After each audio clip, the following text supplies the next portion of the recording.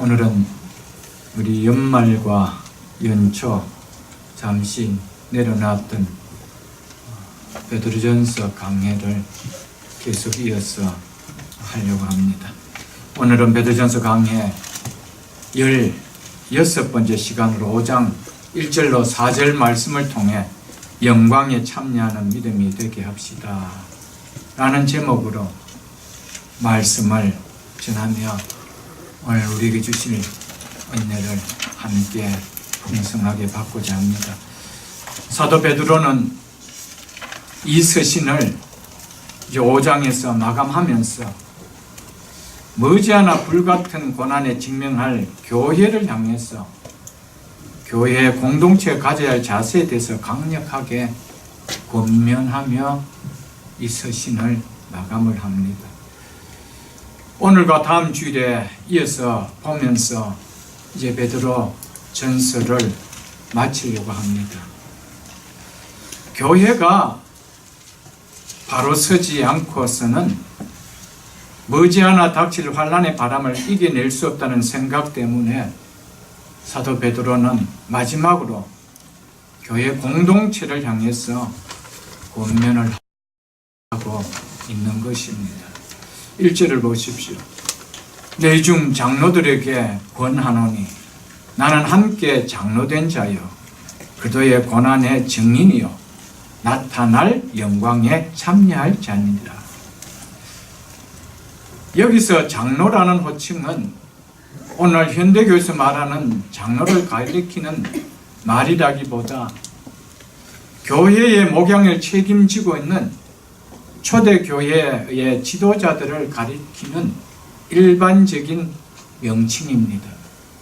그래서 사도행전 20장 28절에 보면 꼭 찾을 수 있는 분 한번 찾아보십시오. 신약성경 223쪽입니다.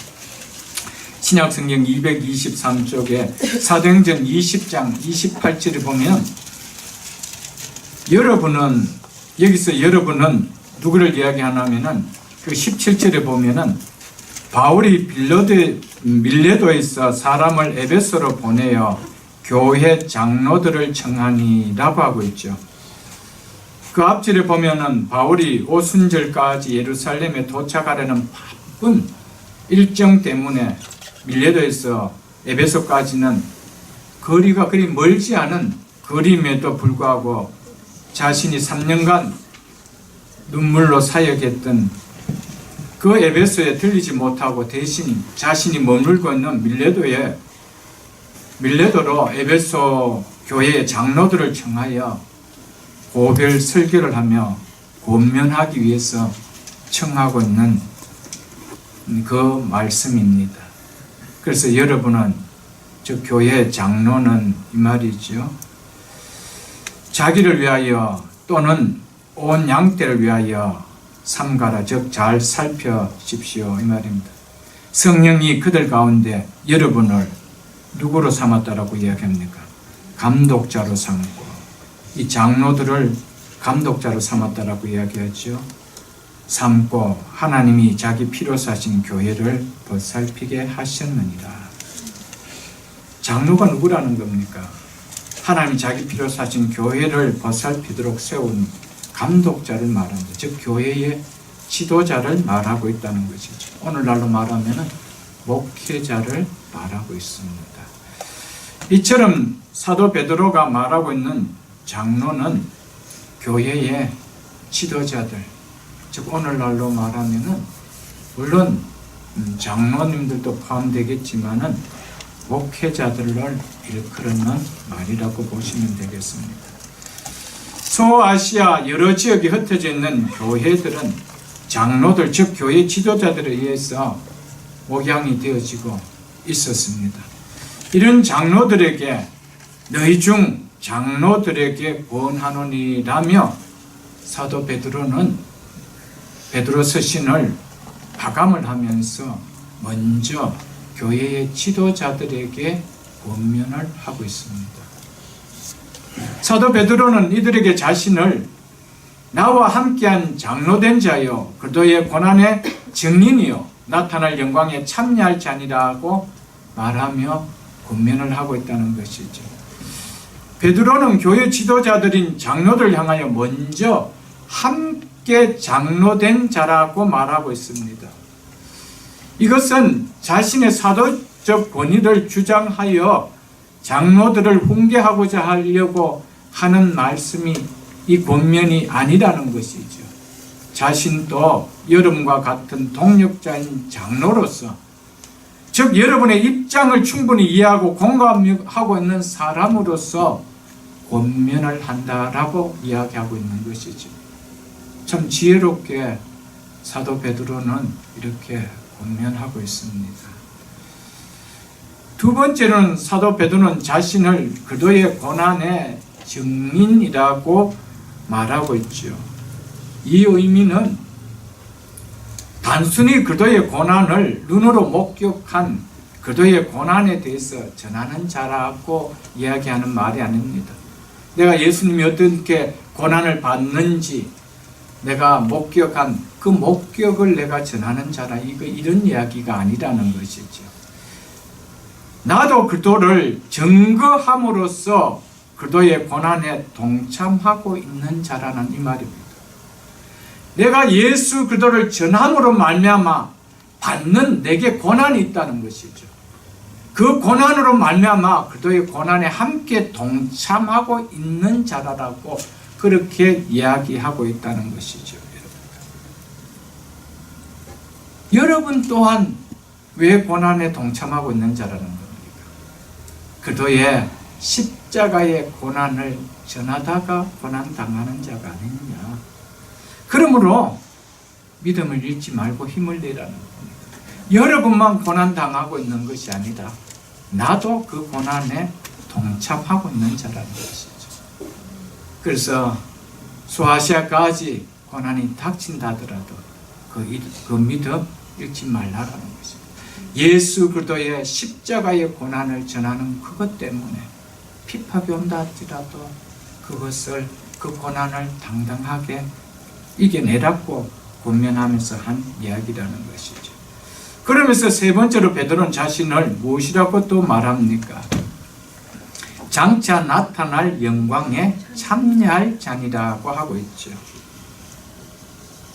나타날 영광, 그 영광에 나는 참여할 자입니다. 이렇게 이야기하고 있습니다. 얼마나 확신에 찬 이야기입니까? 우리가 육신의 몸을 벗는 날, 즉 이 땅에 육신의 생명이 다하는 날, 우리 앞에 나타날 영광, 전혀 보이지 않는 가짜가 아닌 진짜 나타날 영광, 이 영광이 있으면 믿습니까? 네. 여러분, 이것 때문에 우리는 신앙생활하는 겁니다. 사도 베드로는 예수님의 복음을 전하면서 수많은 고난에 동참하고 마지막 십자가에 거꾸로 매달려 순교하는 자리에 갔지만, 사도 바울은 또 어땠습니까? 수많은 고난을 당하고 마지막 순교의 제물이 되는 자리에까지 가면서도 그 믿음을 지켰던 이유가 뭡니까? 나타날 영광, 그것을 바라봤기 때문에, 거기에 대한 확신이 있었기 때문에 그렇습니다. 여러분과 저의 믿음 속에 나타날 영광이 있습니까? 소멸될 영광이 아닙니다. 나에게 주어져서 나에게 나타날 영광. 너무 멋진 말 아닙니까? 우리 이것 때문에 예수 믿는 거 아니에요?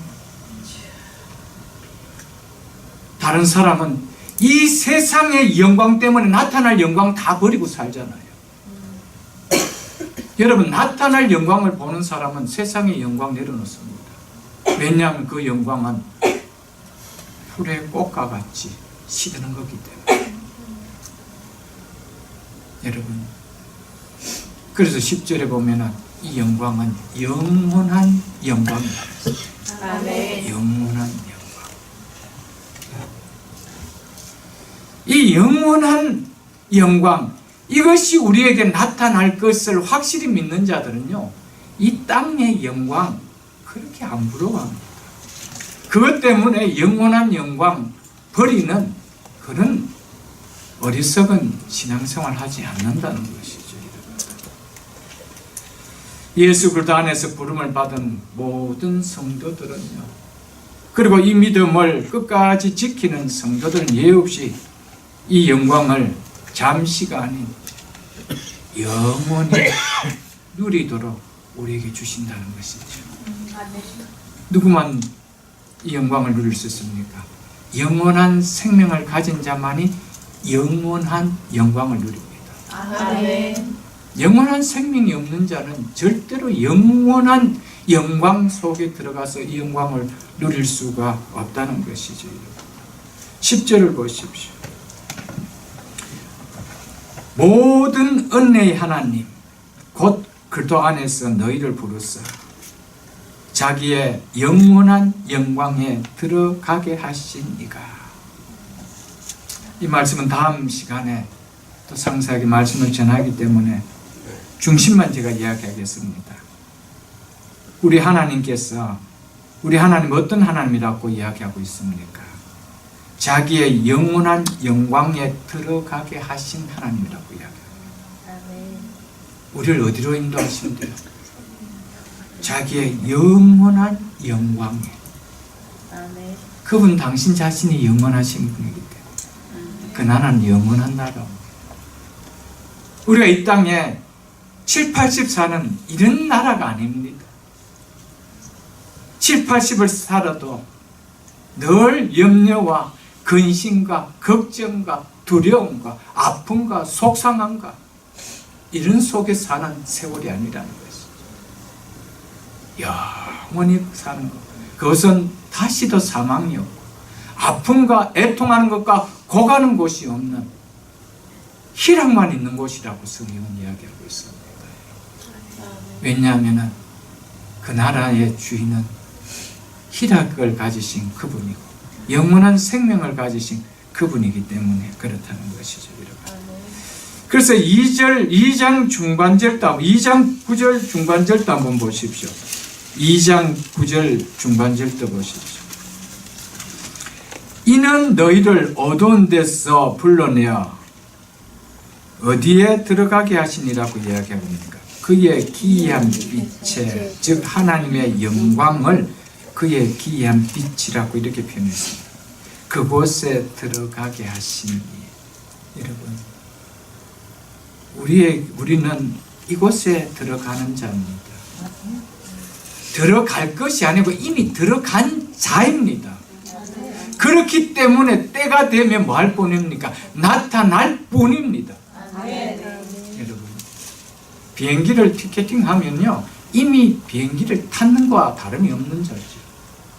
이미 그곳에는 내 좌석이 있습니다. 나는 이미 탔는 자입니다.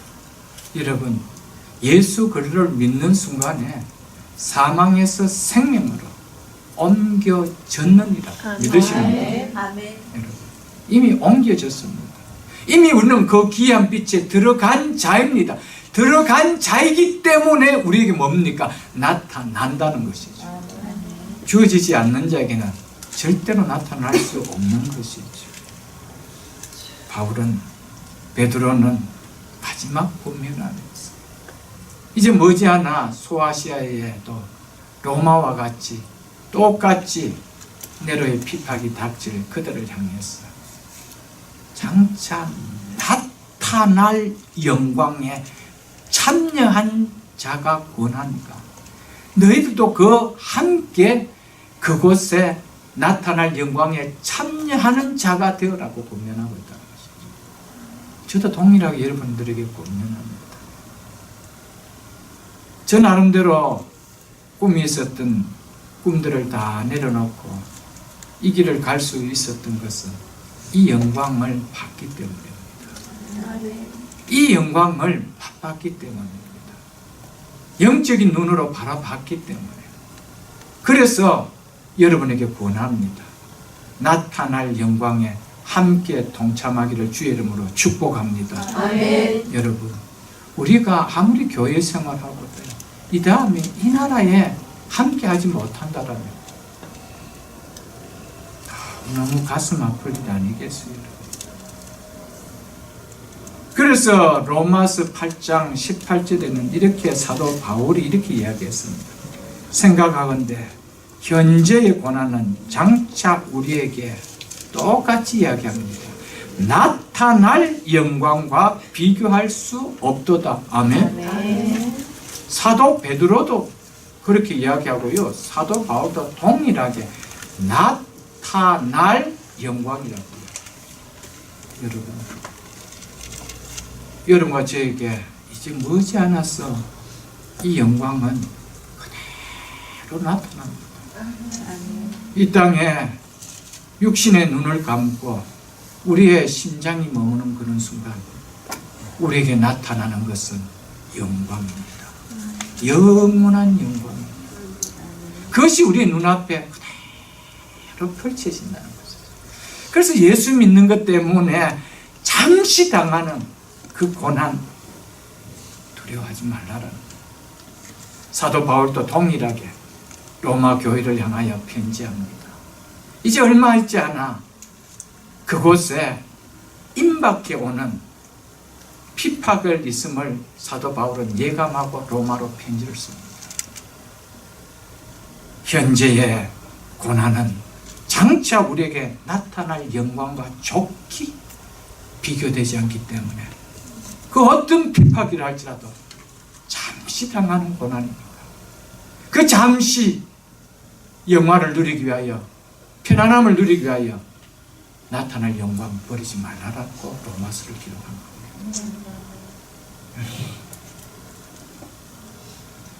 값없이 주신 구원의 은혜를 받으면요 이 나타날 영광에 대한 사모함이 있습니다. 오늘 교회에 가장 약함이 있다라면 나타날 영광보다 이 땅에 육신의 눈일 영광을 교회가 많이 선포하고 있다는 것이죠. 너무 많이 선포하고 있다는 겁니다. 그러니까 나타날 영광에 대한 사모함이 없습니다.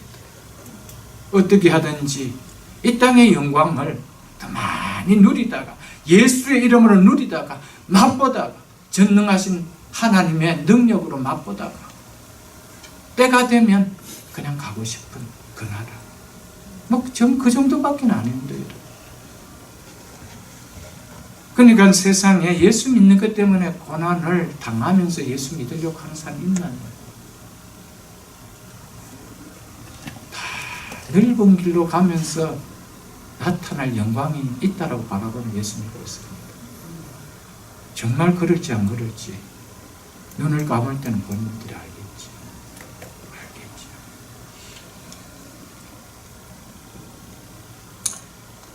그러므로 예수 그리스도를 믿는 것으로 인해 당하는 잠시의 고난을 피하려고 결코 이 영광을 잃어버리는 어리석은 자가 되지 말라라고 사도 베드로도 사도 바울도 앞서 모든 믿음의 선진들이 이 길을 갖고 이렇게 선포하고 있습니다.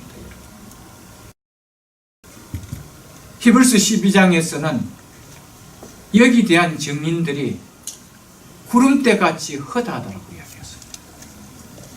이거 믿습니까? 네. 여러분 아닌 걸 가지고 전한다라면은 여러분 그 전함을 따라가는 사람이 여러분 얼마나 있을 것 같아요. 토인비는 유명한 이런 말을 했습니다. 거짓말이 1세기를 넘고치는 못한다고 그랬습니다.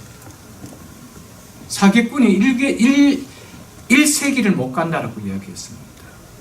여러분 예수 그리스도의 복음이 거짓말이라면 부활이 거짓말이고 장차날 나타날 영광이 거짓말이라면 여러분 1세기가 뭡니까? 지금 몇 세기를 이 복음이 전해지고 가는데 계속해서 이 무리가 많습니까? 거짓말로 이렇게 따르는 자가 있나요? 거짓말 때문에 여러분들 목숨을 이렇게 걸고 자기 모든 영광을 다 버리고 이 길로 들어오는 자들이 있나요? 그보다 어리석은 자가 있나요? 나타날 영광은 진짜입니다. 아멘. 이건 진리입니다. 아멘. 확실한 사건입니다.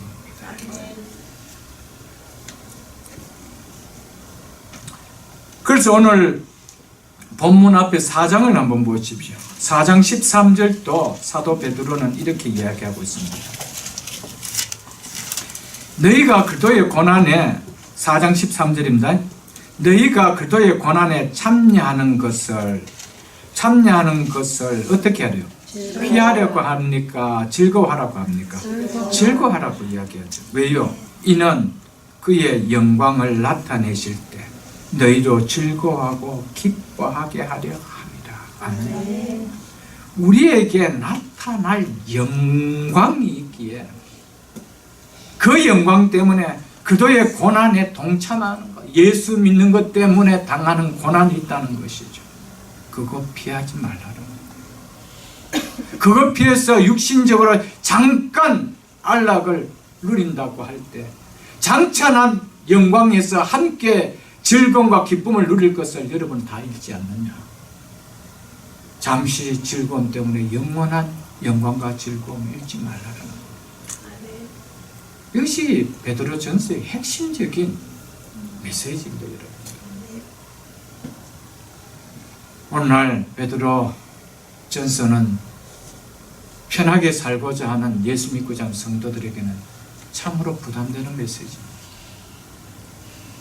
오늘 우리에게는 흡족함을 주는 메시지가 아닙니다. 그러나 진짜 나타날 영광을 생각하는 성도들에게는 이거보다 더 우리에게 와닿는 메시지는 없습니다. 힘이 되고 능력이 되는 메시지는 없다는 것이죠. 여러분. 사도 베드로가 서신을 마감하면서 자신을 이렇게 소개한 것은 고난 가운데 힘겨워할 소아시아 교회 지도자들을 격려하고 또 그들을 통해서 그 고난 속에서 힘겨워할 성도들을 힘있게 말씀으로 가르치고 힘있게 권면하고 소망을 주기 위해서 이 서신을 마감하면서 먼저 장로들에게 권한다라고 이야기했습니다. 여러분, 누가 그런 이야기를 하셨는지 제가 정확하게 지금 기억하지 못해서 누구라고 밝힐 수는 없습니다. 목사님 이렇게 말씀하셨습니다. 목사가 예수를 잘 믿어야 교인들이 예수를 잘 믿는다라고 이야기했습니다. 저는 그 말에 100% 공감합니다.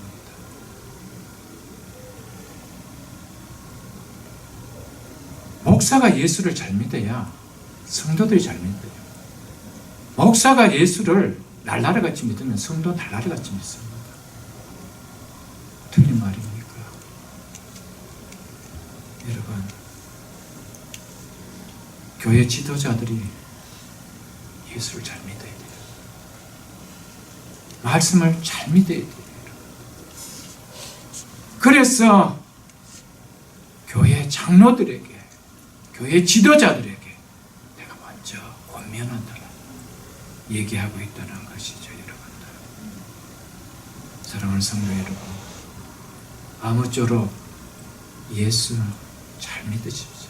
아멘. 이것만큼 복이 없습니다. 여러분. 아멘. 여러분, 예수 잘 믿는 것만큼 이 땅에 복이 있나요? 여러분? 없습니다. 이 생과 내세에까지 주어지는 복입니다. 아멘. 여러분, 우리가 한 생을 살다 가지만은 참 복을 누리며 사십시오. 복 덩어리 인생으로 살아가십시오. 그것은 예수 그리스도를 잘 믿는 삶입니다. 아멘. 그것은 나만 아니라 내 후대까지 복이 이어지는 복이기 때문에 그렇다는 것이죠. 여러분. 그러면서 사도 바울은 먼저 장로들에게, 교회 지도자들에게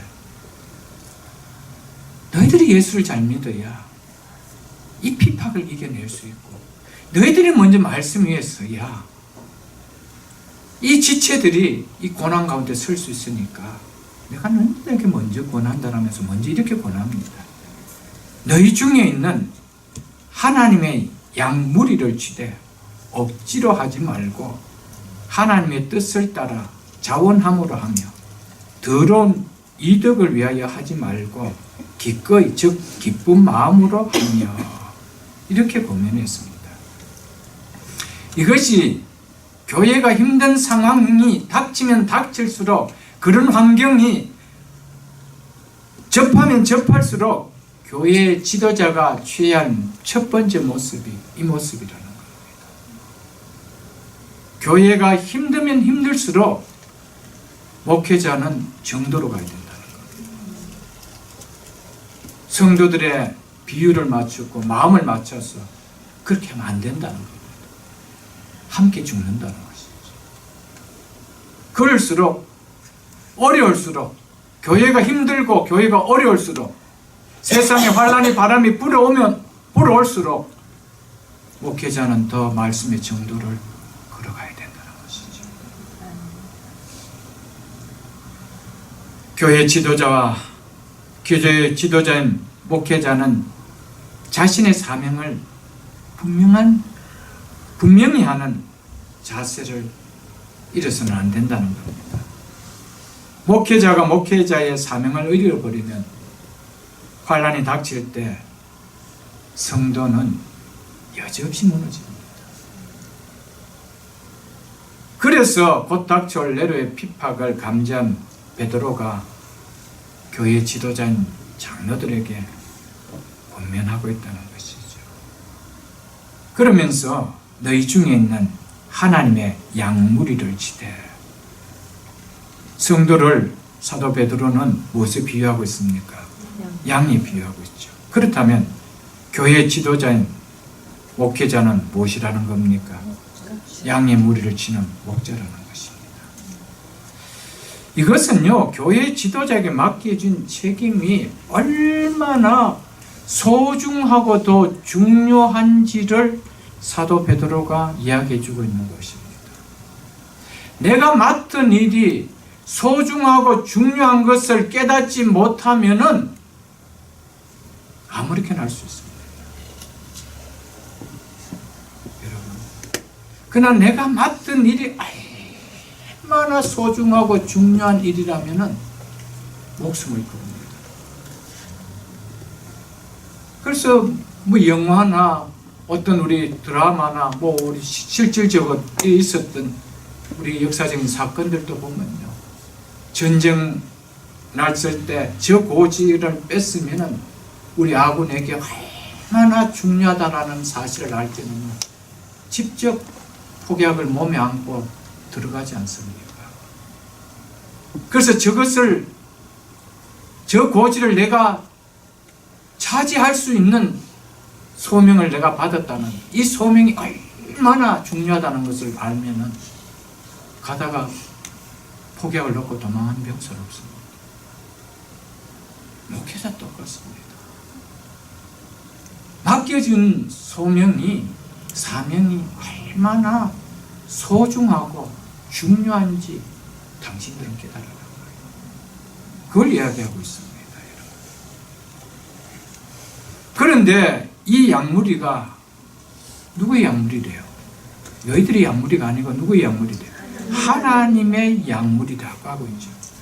그러니 맡은 자의 책임은 더 클 뿐 아니라 더 소중하다는 거예요. 너희 것이라면은 너가 마음대로 할 수가 있지. 그러나 너 것이 아니지 않냐. 내가 맡겨준 거 아니냐. 그걸 이야기하고 있다는 것이죠. 당신의 양무리를 맡기신 하나님께서 원하는 목회자의 첫 번째 자세가 뭐래요? 억지로 하는 것이 아니고, 즉 마지 못해서 사역하는 것이 아니고 하나님의 뜻을 따라 자원함으로 하는 것이라고 이야기하고 있습니다. 여러분, 그것도 그냥 자원함으로라고 이야기하지 않고 하나님의 뜻을 쫓아 하는 자원함이라고 이야기하고 있죠. 이 자원함은 자기의 만족을 위하여 자기의 마음대로 하는 것이 아니라 하나님의 뜻에 따르는 마음에 합당하게 해야 된다 이 말입니다. 자원하되 내 기분 낙히는 대로 내 뜻을 위해서 자원해서 하는 것이 아니라는 것이죠. 하나님의 뜻에 자원함으로. 하나님의 뜻은 뭡니까? 맡겨주신 양무리를 하나도 잃지 않는 것. 하나도 잃지 않는 것.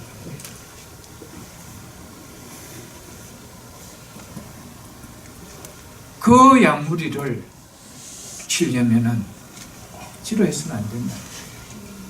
사역에 부담을 안고 해서는 안 된다. 여러분, 늘 부담을 안게 되면요, 여러분들은 사역자들에게 해당되는 이야기라서 죄송합니다. 사역에 부담이 되면요, 사역자는 항상 동서남북으로 다른 사역지를 둘러보고 있습니다. 언제 이곳을 떠나갈까? 피할 곳만 찾습니다. 여기 너무 힘들다는 것이죠. 여러분, 뭐 피하면 뭐 만납니다. 똑같습니다. 거기는 더 센 장로들이 기다리고 있습니다. 더 센 권사들이 기다리고 있고요. 더 센 교인들이 기다리고 있습니다. 틀림없습니다. 거기 가서 또 얼마 있지 않으면 어때서 또 두리번합니다. 그래서 어떤 목사님들은 목회지가 얼마나 많은지 몰라요. 그걸 어떻게 자랑같이 뭐 이력을 쫙 쓰는 분도 있는데 그 자랑이 아니에요. 정말 하나님의 뜻이 있어서 부름을 받아갔다면 모르겠지만 사역이 힘들어서 또 사역지를 찾고 또 사역지를 찾는다라면 그 사역에는 절대 기쁨이 없습니다. 언제 기쁨이 있습니까? 즐겁게 해주는 교인들이 있을 때. 여러분, 교인들은 절대로 양들만 있는 것이 아닙니다. 하이에나도 있습니다. 그래서 어떤 목사님이 신방 가서 난 양인 줄 알고 갔다가 양한테 물리고 왔대요. 목사님, 그 양이 아니고 하이에나입니다. 그래서 물리고 왔대요. 여러분, 교회는 하이에나도 있습니다. 양만 있는 거 아니에요. 그래서 알곡도 있지만 가라지도 있다고 되어 있어요. 틀림없이 있습니다, 여러분. 여러분, 목회자뿐만 아니라 교회 리더자들도요, 구역장들, 또 부서의 리더장들도 자원함을 해야 됩니다. 억지로 하면 안 됩니다. 억지로 하면은요, 다른 사람도 힘듭니다. 제가 매일같이 억지로 설교해 보십시오. 여러분 듣는 한 시간 거의 힘들 겁니다. 늘 왕청심을 먹으면서 여러분 들어야 됩니다. 그렇죠, 여러분. 4절에 보면은 사도 베드로는 예수님을 목자장으로 소개하고 있죠. 그렇죠. 목자장이 나타날 때라면서 이 목자장을 예수 그리스도를 목자장을 소개하고 있습니다. 이것은 무슨 말이고 하면요, 양무리를 목양하는 목회자는 예수님을 목양의 모델로 삼아 사역해야 된다는 것을 보여주고 있습니다. 너 목자지 않느냐? 목자의 장이 누구냐? 예수 그리스도가 아니냐? 그분이 어떻게 사역했느냐? 그분의 사역을 본받고 따라가라. 예수님 고난 앞에서 도망치더냐? 피해버리더냐? 힘들다고 십자가에서 내려오더냐? 그걸 이야기하고 있습니다. 한 번도 예수님의 순종이 마지 못해서 억지로 하신 것이 아니고 자발적인 순종이 아니었느냐? 목자장이 그렇게 했더라면 하나님의 양무리를 맡은 노예는 그렇게 해야 되지 않느냐? 그걸 지금 권면을 하고 있다는 것이죠. 목회자뿐 아니라 구역원들 케어하고 있는 우리 구역장님들, 모임 리더자들, 부서장님들 마찬가지입니다. 억지로가 아닌 소명감을 갖고 자원함으로, 즉 자발적으로 이걸 하실 수 있게 주 이름으로 축복합니다. 그렇게 하는 주 안에서의 수고는 결코 헛되지 않습니다. 여러분, 거기에는 분명한 열매들이 있습니다. 그 열매들을 바라볼 때 기쁨이 있습니다. 감사가 있습니다. 목회자의 가장 기쁨이 있다라면요, 성도의 신앙들이 이렇게 자라는 겁니다. 성도의 신앙에 이렇게 믿음의 열매들이 하나하나 맺히는 거 볼 때 정말 목회자는요, 그 기쁨이 옵니다. 아무리 힘들어도요, 그 힘듦이 다 눈 녹듯이 녹아버립니다. 성도들의 그 자람들을 볼 때. 그래도 그 말씀 먹고 여기까지 자라는구나. 그래도 그 말씀 먹고 이렇게 이제 하나님을 또 양무를 치는 리더자로 세워졌구나. 너무 감사해요. 여러분, 목회자와 교회 리더자만 아니라 우리 모두가 이 말씀을 또한 받아야 됩니다. 그리고 적용해야 됩니다. 너희는 억지로 신앙생활 하지 말고 하나님의 뜻을 따라 자원함으로 주의 몸된 교회를 섬기며 무슨 칭찬과 무슨 보상을 기대하면서 교회 생활하지 말라라는 이 권면을 우리는 받아들여야 됩니다. 내 뜻을 이루려고 내가 유익을 얻으려고 신앙생활을 하지 말고 하나님의 뜻을 이루려고 주의 나라에 주의 몸된 교회에게 유익을 드리려고 받은 구원의 은혜의 자원함으로 충성하는 신앙생활을 하라라고 동일하게 사도 베드로는 권면하고 있다는 사실을 들을 수 있기를 주의 이름으로 축복합니다. 아멘. 그 다음 교회 지도자들은 어떻게 하여야 한다라고 하는지 보십시오. 더러운 이득을 위하여 하지 말고 기꺼이, 즉 기쁜 마음으로 하며. 더러운 이익을 위해서라는 이 말은요, 물질에 대한 탐욕을 내어서 하지 말고 이 말입니다. 물질에 대한 탐욕 때문에 그것을 하지 말라라는 겁니다. 교회 지도자들이요, 즉 교회의 목회자들이 사례를 받는 것은 너무 당연한 일입니다. 사도 바울도 고린도전서 9장에서 그것은 당연한 일이라고 이야기하고 있습니다. 물론 구약 성경도 동일하게 이야기하고 있습니다. 그러나 목회자가 주의 교회를 위하는 일하는 것을 사례비 받는 것이 문제가 아니라는 것이죠. 이건 문제가 되지 않습니다. 그런데 문제가 되는 것은 그 돈을 받기 위한 목적으로 사역을 한다라면 그것은 문제가 된다는 것이죠. 사역하기 때문에 하나님께서 거기에 응당한 생활할 수 있도록 하나님 책임져 주십니다. 그러나 생활을 위한 교회 일이 돼서는 안 된다는 것이죠. 그리고 이 땅에서 이를 통하여 더 풍성한 삶을 누리기 위한 목적 때문에 해서는 안 된다는 겁니다. 이것을 가르쳐서 더러운 이익을 위해서라고 이야기하고 있습니다. 여러분, 초대교회 당시에 사도 베드로가 교회 지도자들에 대해서 이처럼 돈에 대해서 주의사항을 주었다면 오늘날에 더하면 더하지 덜하지 않습니다. 그 당시에도 사역자들에게 이런 일이 있었기 때문에 사도 베드로가 이런 이야기를 했다면 오늘 이 시대는 이런 문제의 사역자들에게 더하면 더하지 덜하지 않다는 겁니다. 그렇기 때문에 오늘날 교회가 욕을 얻어먹는 것 중에 거의 첫 번째 요소가 거의 목회자들의 돈 문제 때문이죠. 많이 차지할 것입니다. 모르겠습니다. 왜 목회자가 돈이 많이 필요한지 저는 모르겠습니다. 아직까지 제 목사의 연륜이 짧아서 그런지 모르겠지만 목사가 왜 돈이 그렇게 필요한지 모르겠습니다. 뭐 땅을 사야 될 일이 있나요? 뭐 투자해야 될 일이 있나요?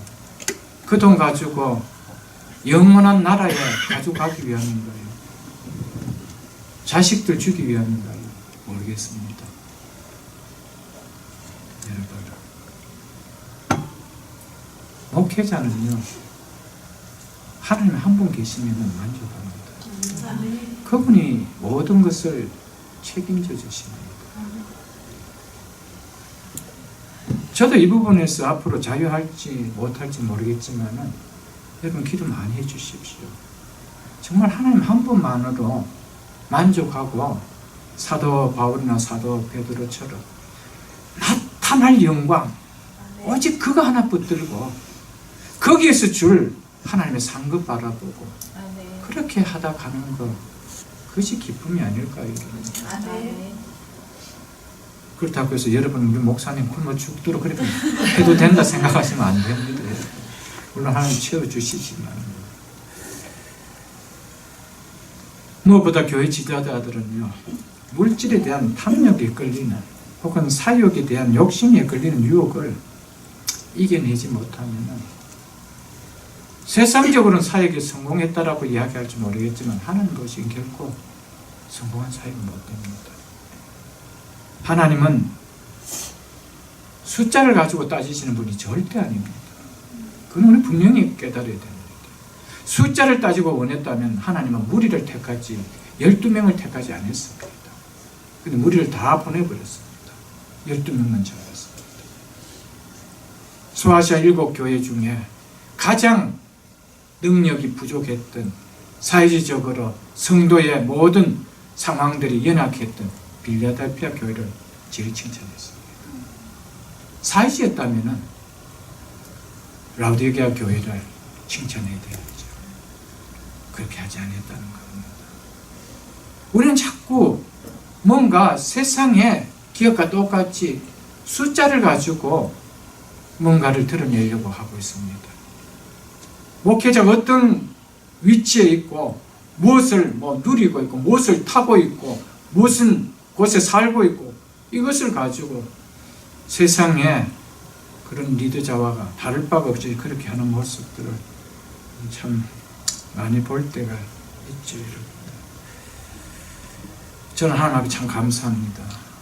왜냐하면 늦지막이 목회로 불러주셔서 그런 생각 없이 짧게 목회하다가 하나 부름을 받고 마쳐야 되기 때문에 저는 참 감사해요. 제가 20대 목회를 시작했다라면 저기도 그런 마음이 들었을지도 모르겠지. 나는 그런 시간 없이 이 인생 마지막 인생의 후반기에 하나님 목회자로 불러주셨어요. 정말 사명 하나 붙들고 달려갈 수 있도록 해주셨어요. 그건 너무 제가 감사합니다. 감사합니다. 세 번째 교회 지도자가 취해야 될 자세가 어떠하다고 말하는지 보십시오. 맡은 자들에게, 즉 너에게 맡겨진 자들에게 주장하는 자세를 하지 말고 양무리의 본이 되라. 양무리에게 말로만 명령하지 말고 친히 먼저 삶을 본으로 보이는 모습을 하여라 이 말입니다. 이 부분이요 대부분 목회자들이 겪는 아픔이고 약점입니다. 저 역시 하나님의 말씀을 전하는 위치에 있는 자이지만요 이 부분에 있어서 너무 약함을 솔직히 고백합니다. 목회자는 무엇보다 성도들에게 모범이 되는 삶을 보여야 강단에서 전하는 말씀이 힘이 있습니다. 능력이 있습니다. 거기에 생명이 나타나죠. 성도들에게 말로 하는 설교가 아닌 삶으로 보이는 설교일 때 좋은 설교자요, 능력 있는 설교자입니다.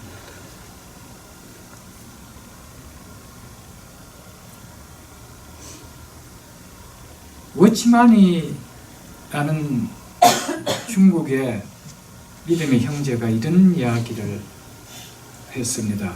그런 책을 썼습니다. 십자가의 전달자. 거기 책 내용에 보면 이런 내용이 있습니다. 내가 십자가를 경험해보지 못하고 십자가를 내가 체험해보지 못하고 전할 수 있는 것이 아니랍니다. 십자가의 전달자는 내가 십자가의 은혜를 체험하고 십자가의 능력을 체험한 자만이 그 십자가를 전할 때 십자가의 능력이 나타난다. 아멘. 공감되는 이야기 아닙니까? 오늘 왜 그렇게도 교회가 십자가를 전하는데 성도들은 십자가에 대한 은혜와 능력이 그렇게 없나요? 별로 십자가의 메시지 안 듣고 싶고 십자가의 설교는 자꾸 멀리하고 싶고 십자가는 주님만 당하고 나는 영광만 취하려고 하는 삶이 왜 나타납니까? 여러분, 우리가 먼저 십자가의 능력을 체험하십시오. 아멘. 십자가의 구원의 은혜를 체험하십시오. 그럴 때 전할 때 거기에 십자가의 전달이 된다. 십자가의 은혜와 십자가의 능력이 전달된다는 것이죠. 목회자의 삶은 말로 설교하는 것이 아니고 삶에 얹힐 때 그 설교에 생명이 있고 능력이 있다라는 것입니다. 그래서 제가 신학교에서 공부할 때 그 교수님 중에 이런 이야기 하신 분이 계셨습니다. 목회자의 능력은 성도들이 인정해 줄 때 나오는 것이지 자기가 아무리 스스로 능력이 있다고 해서 목회자가 능력이 있는 것이 아니라고 이야기했습니다. 목회자의 능력은 성도가 인정해 줄 때 목회자의 능력이 나타난다는 것이죠. 나는 어떤 학벌을 가졌고 얼마나 많이 공부했고 뭐 어떤 학위를 가졌다고 해서 능력이 나타난 것이 아니고 성도들이 그 목회자를 인정해 줄 때 그때 목회자에게서 능력이 나타납니다. 그냥 공감하십니까? 저희들이 그렇게 가르쳤습니다. 저는 이 말 아직도 잊지 않고 있습니다. 목회자에게 성도에게 인정받지 못하는 목회, 그건 서글픈 목회입니다. 성도에게 인정받는 목회 10명이면 어떻습니까? 그 목회는 행복합니다. 그 목회는 기쁨이 있습니다. 인정하지 않고 있는 10명을 데리고 억지로 목회하는 목회 너무 힘들죠. 그게 말씀 무슨 생명이 전달되고 그게 무슨 능력이 전달되고 그게 무슨 삶이 전달이 될 거예요. 여러분, 먼저 우리 목회자뿐만 아니라 교회 리더자 그리고 우리 모든 성도들이 말이 아닌 삶으로 예수 믿는 삶을 살 때 어떤 은혜가 주어지는지 한번 보십시오. 4절 그리하면 너희들이 그렇게 살면 그렇게 목회를 한다라면 그렇게 리더자로 맡겨진 일을 감당하고 있다라면 성도로서 그렇게 산다라면 이 뜻이겠죠. 목자장이 즉 예수 그리스도께서 나타나실 때 이건 1차적으로 예수 그리스도의 재림을 이야기하고요. 2차적으로는 우리가 주님 앞에 부름받아 설 때 이거죠. 시들지 아니하는 영광의 관을 얻으리라. 아멘. 이것 때문입니다. 시들지 아니하는 영광의 관을 얻으리라. 시들어버리는 이 땅의 영광에 취해서 영원한 영광을 버리는 그런 목회하지 말라는 거예요. 그런 교회 생활 하지 말라라는 거예요. 그런 신앙생활 하지 말라라는 거예요. 여러분, 당시 로마나 헬라에서 전쟁이나 또는 운동 경기에서 승리한 사람들에게 머리에 씌워준 것은 월계관이었습니다. 그것이 최고의 영광이었습니다. 직접 황제가 씌워줍니다. 근데 그것도 시간이 지나면 어떠죠? 시들죠. 시들어버립니다. 더할 나위 없는 영광이요. 세상에서 취할 수 없는 영광임에도 불구하고 그 영광 시든다는 것이죠. 그것을 빗대어서 지금 이야기합니다. 세상에서 아무리 영광스럽다고 한 걸 너가 취한다 하더라도 그 영광은 언젠가 시들다는 거예요. 그래서 하는 얘기가 뭡니까? 시들지 아니하는 영광의 관을 얻으라는 거예요. 아멘. 그것을 주신대요. 아멘. 이것 때문에 믿음 생활하는 거 아니에요? 아멘. 이것 때문에 수많은 앞선 우리 믿음의 선진들이, 초대교회 우리 믿음의 성도들이 콜로세움 그 경기장에서 목숨을 끊으면서도 순교를 당하면서도 주님을 붙들었던 이유가 뭡니까? 시들지 않는 영광의 이 상을 바라봤기 때문이라는 것이죠. 여러분, 예수 믿으면서도요, 나타날 영광에 대한 관심이 없으면요, 오직 예수 믿는 목적은요, 오로지 내 자신입니다. 그것이 하나가 내 교회 다니는 목적입니다. 내 가정이 잘 돼야 돼요. 내 사업처가 잘 돼야 돼요. 우리 자녀들이 잘 돼야 돼요. 물론 그럴 수 있겠죠. 그러나 이것이 목적이 되면 이런 부분에 어려움을 당하면 즉각 우리의 반응이 나타납니다. 그러나 나타날 영광은요, 이런 것 때문에 주님 버리지 않습니다. 우리의 신앙들이 시들버리지 않습니다.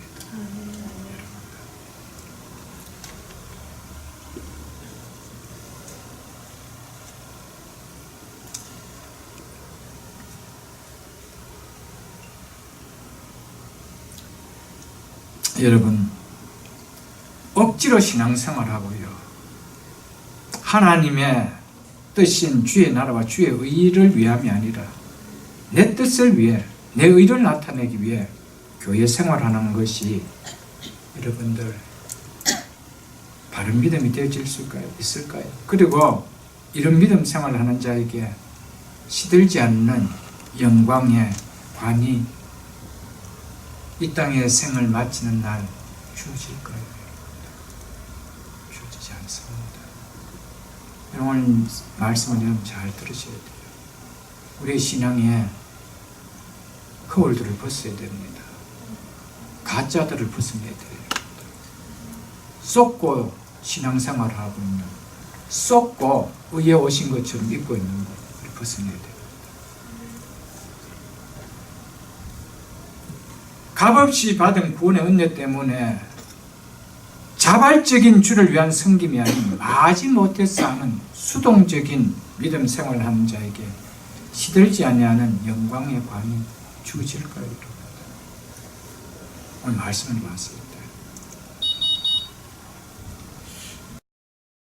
이 땅에서 가장 불쌍한 사람이 있다라면은 예수님은 무언가 다르다 하면서 주님을 따라다녔지만은 구원을 받지 못한 주님을 따라다녔던 무리들 것입니다. 가장 불쌍한 자입니다. 예수님은 분명히 뭔가 달라. 저건 뭔가 메시아 같아. 그래서 수많은 무리가 따라갔지만은 결국 구원을 얻지 못하고 따라갔던, 주님을 따랐던 그 무리들, 가장 불쌍한 자 아니겠어요, 여러분? 저는 가장 불쌍한 자라고 봅니다. 신랑이 온다는 것을 알고 있으면서도 준비함 없이 기다리는 미련한 5 처녀와 같이 그렇게 교회 생활하는 자, 제일 불쌍한 자 아닐까요? 주님이 오신 거 압니다. 우리가 이 땅에 생을 마치면은 천국이 있다는 것도 압니다. 지옥이 있다는 것도 압니다. 그럼에도 불구하고 전혀 거기에 대한 준비 없이 교회 생활하는 자, 저는 가장 어리석다고 생각되었습니다. 같은 신앙 공동체 안에서 생활하면서 마지막에 구원을 잃어버리던 한 달란트 받은 자 같이 주의 말씀을 우습게 여기며 교회 생활하는 사람, 가장 불쌍한 사람입니다. 누가 가장 불쌍한 사람입니까? 구원을 잃어버린 사람입니다. 구원받을 수 있는 공동체 안에 있으면서도 불구하고 구원을 잃어버린 사람, 제일 불쌍하죠. 뭐 세상 사람이 아예 안 믿는다고 하니까 자기 나름대로의 즐거움을 쫓아 살았죠. 그러나 구원을 베푸는 공동체 안에 있으면서도 불구하고 마지막 구원을 잃어버리는 사람, 가장 불쌍한 사람. 이보다 불쌍한 사람 있나요?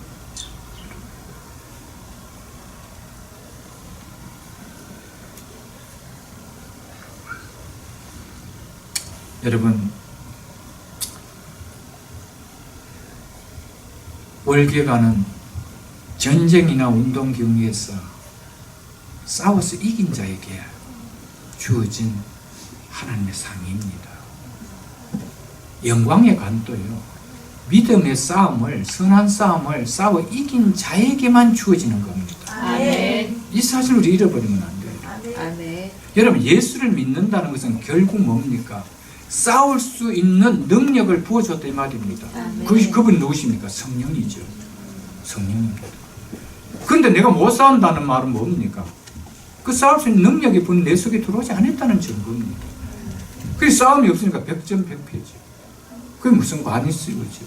그 영광의 관이 있나요, 여러분? 오늘 성경을 좀 찾아보고 말씀을 좀 맺도록 그렇게 할게요. 요한계시록을 여러분 한번 찾아보십시오. 제가 요한계시록은 많은 성경 구절을 좀 보도록 하겠습니다. 먼저 3장을 펴보십시오. 요한계시록 3장. 성경 제일 마지막에 있는 부분입니다.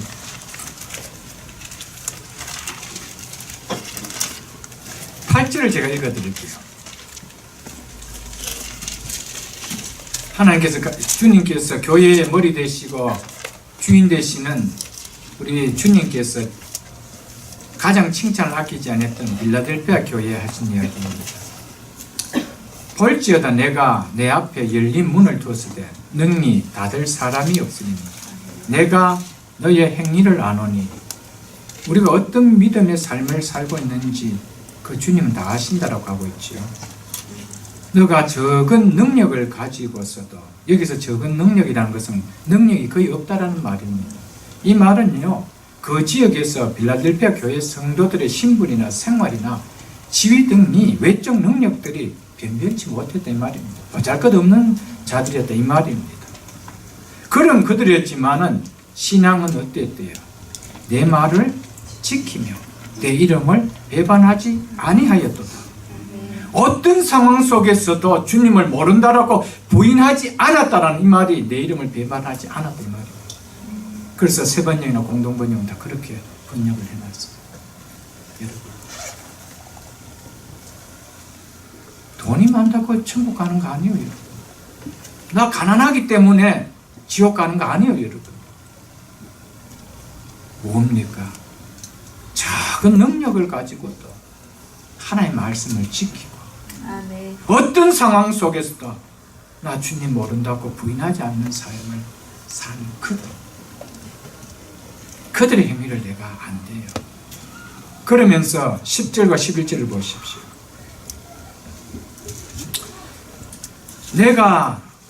너가 나의 인내의 말씀을 지켰은즉. 여러분, 신앙은 인내입니다. 아멘. 우리를 살아가면서 견뎌내야 될 인내의 순간들이 반드시 있다는 겁니다. 너희가 나의 인내의 말씀을 지켰은즉 내가 또한 너를 지켜 시험의 때에 면하게 하리니 이는 장차 온 세상에 임하여 땅에 거하는 자들을 시험할 때라. 내가 속히 오르니 내가 가진 것을 굳게 잡아. 여기서 내가 가진 것이라는 말은요, 내 말을 지키며 내 이름을 배반하지 않은 이 믿음을 이야기하고 있습니다. 아멘. 너희가 가진 이것을 굳게 잡아. 보통 같이 읽겠습니다. 아무도 내 멸관을 빼앗기지 못하게 하라. 여러분, 어떤 자에게 멸관이 빼앗기지 않도록 멸관을 주신대요. 아무렇게나 살아도 된대요. 아무렇게나 예수 믿어도 된대요. 착각입니다. 여러분, 믿음은 하나님 인내를 보십니다. 내 말을 지키는지 안 지키는지. 여러분, 인내가 필요하다는 것이죠. 그 다음 2장도 한번 보십시오. 2장 10절을 보십시오.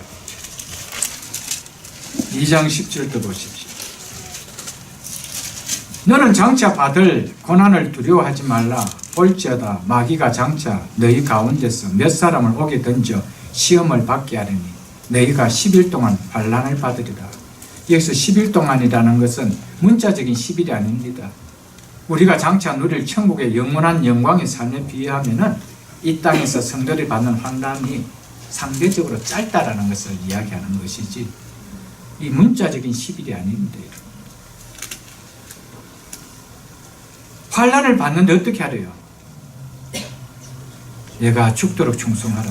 그리하면 내가 생명의 관을 네게 주리라. 아멘. 아무나에게 주어지는 거 아닙니다. 여기서 죽도록 충성하라는 이 문맥에서 의미는요, 비록 죽음을 당한다 할지라도 주님께 대한 믿음을 저버리지 말라랍니다. 즉 어떤 상황에서도 믿음의 절개를 버리지 말고 끝까지 충성되게 지키라는 말입니다.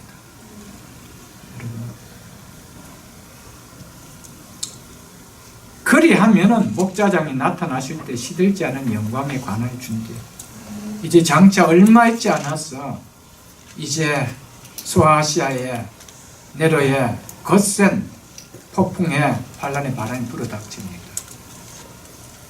끝까지 믿음 지키지 않도록 억지로 믿는 척 하지 말라라. 기쁨을 하라라. 아멘. 여러분의 신앙이 한번 체크해 보십시오. 구원받은 은혜 때문에 기뻐서 합니까? 어때요, 여러분? 수동적입니까? 능동적입니까? 멸류관은 아무에게 주어지는 거 아닙니다.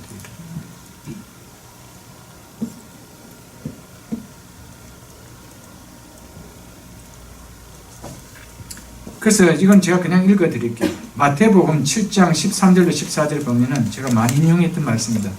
좁은 문으로 들어가라. 멸망으로 인도하는 문은 크고 그 길이 넓어 그리로 들어가는 자가 많고 생명으로 인도하는 문은 좁고 길이 협착하여 찾는 이가 적다라고 이야기했습니다. 이 이야기 하시면서 바로 그 다음에 주님께서 이어서 하신 말씀이 뭔 줄 압니까? 거짓 선지자를 삼가라 했습니다. 넓은 길로 가도 생명이 길이 있다라고 하는 거짓 선지자를 조심하라고 이야기합니다.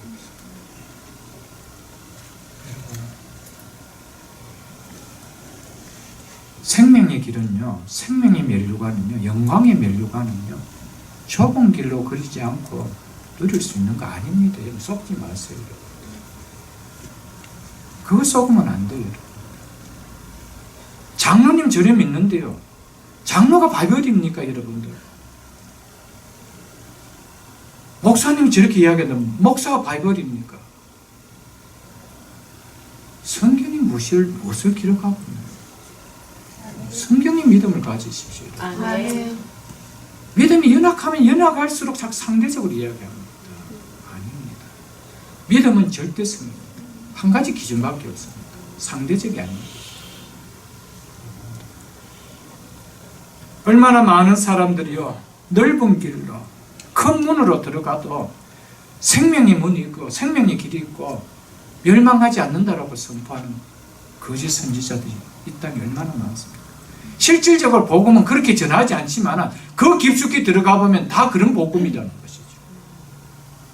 왜냐하면 성도들 그렇게 사는 거 보면 그렇게 전했다 이 말입니다. 그러나 초창기 복음은 다 그렇게 안 전했습니다. 그래서 다 그렇게 살았습니다. 근데 지금은 이렇게 사는 것은 이유가 뭡니까? 그렇게 전하기 때문에 그런 거 아닙니다. 불과 130년 전 미국이 한국에 선교사를 보낼 때 복음 그렇게 안 전했습니다. 지금같이. 그래서 그 복음을 받았던 우리 믿음의 선조들은 다 그렇게 생명 걸고 믿음 생활을 했습니다. 그렇게 전했던 미국 지금 어떻게 복음 전하고 있습니까? 여러분 속으면 안 돼요. 거짓 선지자들의 이야기를 속으면 안 돼요. 그래도 복음이 있다고, 그래도 구원이 있다라면은 앞서 믿음의 선진들 너무 억울합니다. 하나님 공의롭지 않죠. 계시록 한 번 더 보십시오, 여러분. 14장을 보십시오. 요한계시록 14장. 12절로 13절을 보십시오.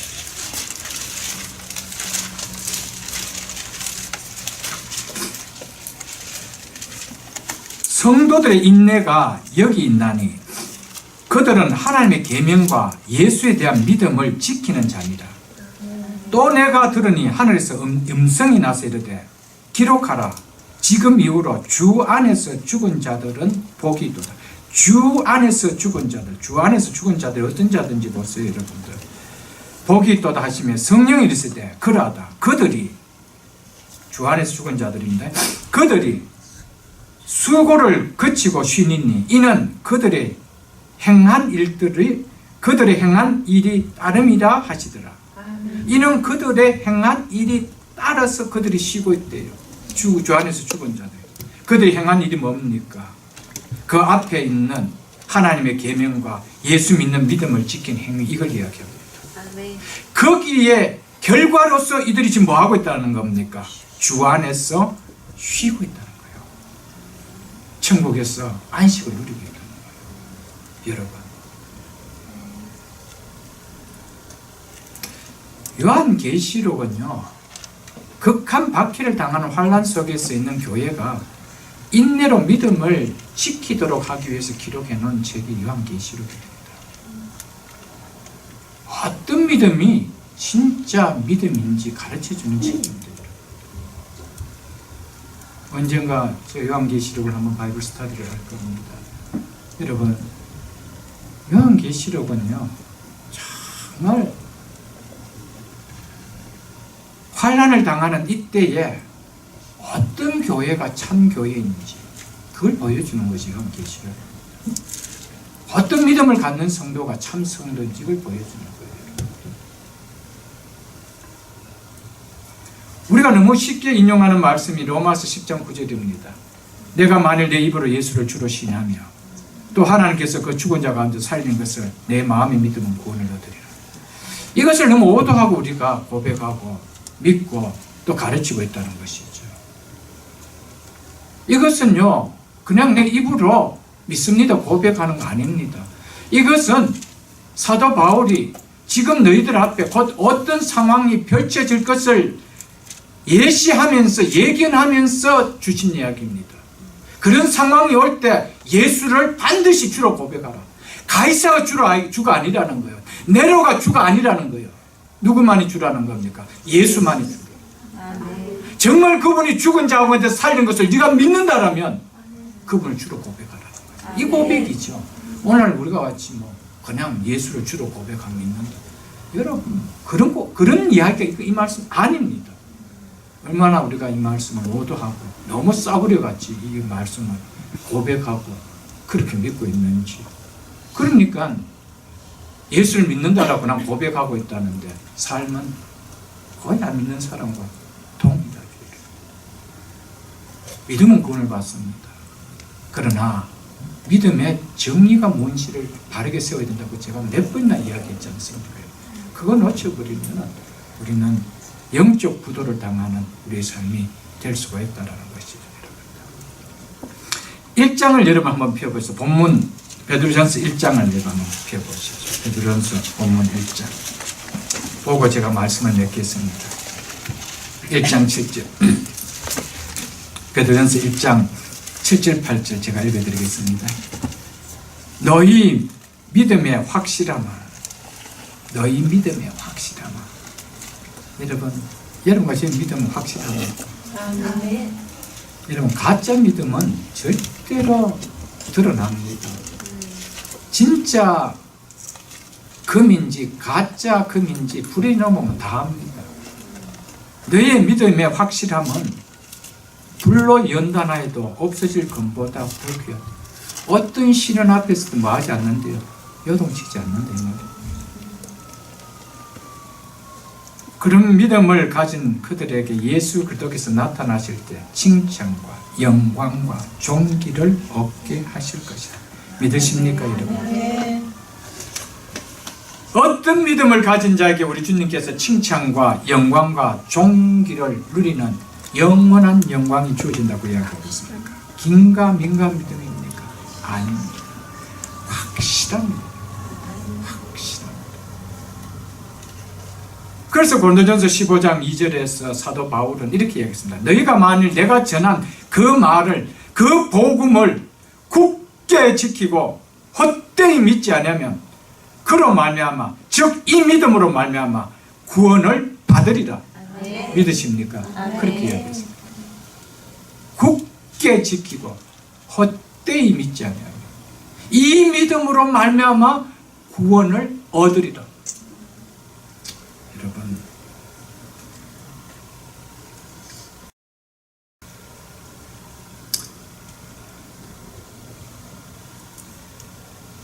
그 앞에 있는 3절 4절 제가 읽고 말씀드리겠습니다.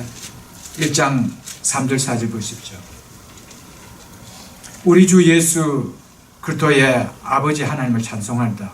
그 많으신 긍휼대로 예수 그리스도를 죽은 자 가운데서 부활하게 하심으로 말미암아 우리를 거듭나게 하사 산 소망이 있게 하시며 썩지 않고 더럽지 않고 쇠하지 아니하는 유업을 있게 하시나니 곧 너희를 위하여 하늘에 간직하신 것이다. 아멘. 여러분, 이 사실을 믿는 믿음, 이 사실을 믿는 믿음, 이 사실을 믿는 믿음, 이 사실을 믿을 때 말돼요. 말할 수 없는 영광스러운 영광의 무한대 여러분들 기뻐한다라고 8절 보면 그렇게 나오죠. 예수를 너희가 보지 못하나 사랑한도다. 이제도 보지 못하나 믿고 뭘 믿는다는 겁니까? 우리를 구원해 주신 목적이 썩지도 않고 더럽지도 않고 쇠하지도 않는 이것이 우리에게 유업으로 지어진다는 이 확실한 것을 믿을 때 말로 할 수 없는 영광스러운 즐거움으로 기뻐할 수 있대요. 우리가 예수를 보지 못했지만 여러분, 예수 믿는 것이 기쁩니까? 네. 여러분, 예수 믿는 것이 여러분 속에 어떻게 와닿습니까? 여러분의 삶 속에 정말 예수 믿는 것 때문에요. 예수 믿는 그 믿음 때문에, 예수 믿는 그 은혜 때문에 정말 장차 나타날 그 영광, 그 영광을 우리가 바라보는 믿음이 되어질 때 우리는 이 땅에 어떠한 잠시 내 눈을, 내 손을, 내 위장을 즐겁게 해주는 그것 때문에 그 주님 안 버린다는 거예요. 그 믿음 안 버린다는 거예요. 그 믿음 싸구려 취급하지 않는다는 거예요.